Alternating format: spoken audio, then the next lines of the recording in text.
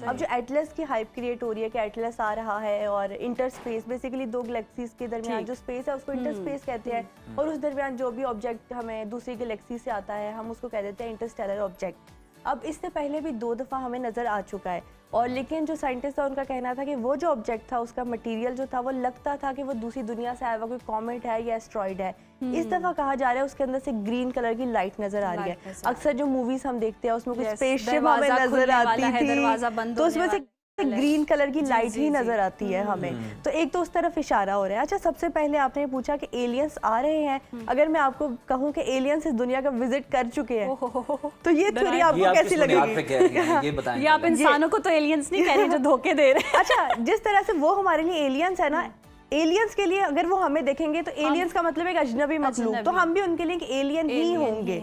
अच्छा, ये मैं इस बुनियाद पे कह रही हूँ कि पिरामिड्स की थ्योरी के बारे में आप लोगों को पता होगा कि पिरामिड्स बनाए किसने हैं। उस टाइम पे ना जदीद टेक्नोलॉजी थी, ना इतनी बड़ी हैवी मशीनरी थी, और ना ही जो वर्कर्स थे वो इतने स्किल्ड थे। अब कहा जाता है कि वो फिरौन के वर्कर्स ने बनाए थे, फेरोस ने बनवाए थे, वहाँ पे वो लोग रहते होते थे, जो बादशाह होते थे उनके कॉफन्स होते थे वहाँ पर। लेकिन एक और थ्योरी भी सामने आती है कि पिरामिड्स को एलियंस ने बनाया है। अच्छा, उस थ्योरी को सपोर्ट क्यों किया जाता है? वो इसलिए किया जाता है कि अगर हमने इजिप्ट केव्स देखे उसमें कार्विंग्स हुई हुई है। अच्छा, उन कार्विंग्स को जब आर्कियोलॉजिस्ट ने देखा है ना, तो उस कार्विंग्स के ऊपर स्पेसशिप्स बनी हुई हैं, एयरक्राफ्ट्स बने हुए हैं, और माइंस का शायद आप लोगों को पता हो कि माइन एक कौम थी बड़ी तबाहकुन, उसमें माइन किंग की एक पेंटिंग है, वो यूं करके बैठा हुआ है। उसको ना आर्कियोलॉजिस्ट ने, कोई भी सर्च कर सकता है गूगल पर, माइन केव्स की पेंटिंग। अच्छा, उसमें एक स्पेसशिप है और नीचे उसमें एक पोइम लिखी हुई है इजिप्ट में, जो उनकी लैंग्वेज होती है। उसको जब ट्रांसलेट करते हैं ना, तो वो होता है कि मैं जो इंटर डायमेंशन ट्रैवल करता था उस एयरक्राफ्ट में अपने।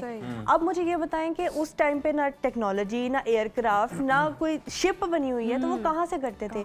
तो एक थ्योरी को इस तरह से सपोर्ट किया जाता है कि एलियंस आए थे, एलियंस ने पिरामिड्स बनाए, और उस टाइम के जो लोग थे ना उनको उन्होंने इतनी जहानत दी, क्योंकि उसके बाद देखिए मैथमेटिक्स उसके बाद इवॉल्व हुई, एस्ट्रोनॉमी उसके बाद हुई, जदीद आर्किटेक्चर। अब पिरामिड्स के बाद जो मैं आपको बात करी थी, पिरामिड दुनिया के मुख्तलिफ हिस्सों में है। गिजा का पिरामिड भी देखा है, हमें तो सिर्फ पता है ना इजिप्ट में 3 बड़े पिरामिड है, पिरामिड ऑफ गिजा जिसको कहा जाता है, वो तो सिर्फ 3 है। मोर देन 300 पिरामिड दुनिया के मुख्तलिफ हिस्सों में, सिर्फ चाइना में ही मेरे ख्याल से अराउंड 100 है।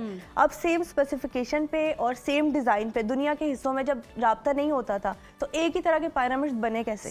सवाल तो ये आता है दिमाग में कि यार, अच्छा चलो इजिप्ट में आप बैठो, सेंट्रल अमेरिका में, फिर वहाँ के, फिर एक मैक्सिको में एक ताबूत जो है वो डिस्कवर हुआ, उसके अंदर एक डेड बॉडी तो थी, डेड बॉडी के साथ ही ना कुछ 2-3 पिक्चर्स थी।